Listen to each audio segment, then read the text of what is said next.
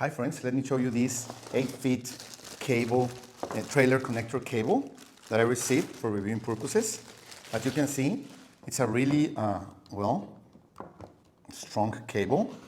It has seven pins, okay? You see, it's really, it has this dust cover to protect it, okay? And it has 7 pins, okay?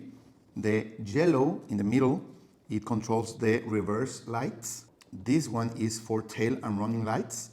Left turn and brake here. This one is the ground cable. This is for the brake electric cable. Right turn and brake, and the 12 volts battery power. So you connect your trailer and you will have all the connections that you need.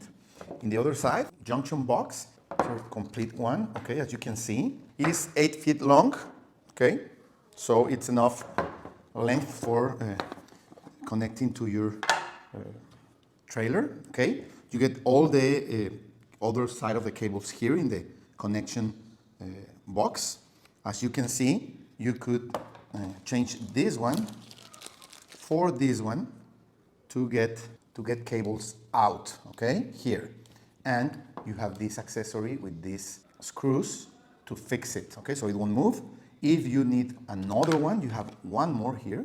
So you could have 2 cables going out, connecting even 4 of them, okay? All these holes. So when you put the, when you close the box, you can get cables out of these holes, okay? With these accessories, okay? Well, perfect. So, well, if you need to connect your trailer, this is a great option. It's really strong, it's really protected against dust and the weather. And the cables go as follow.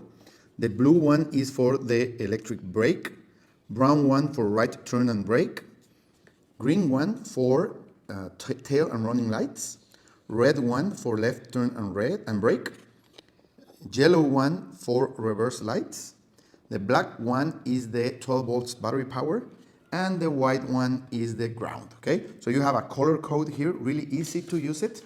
You have the user manual and the color code here. So, perfect.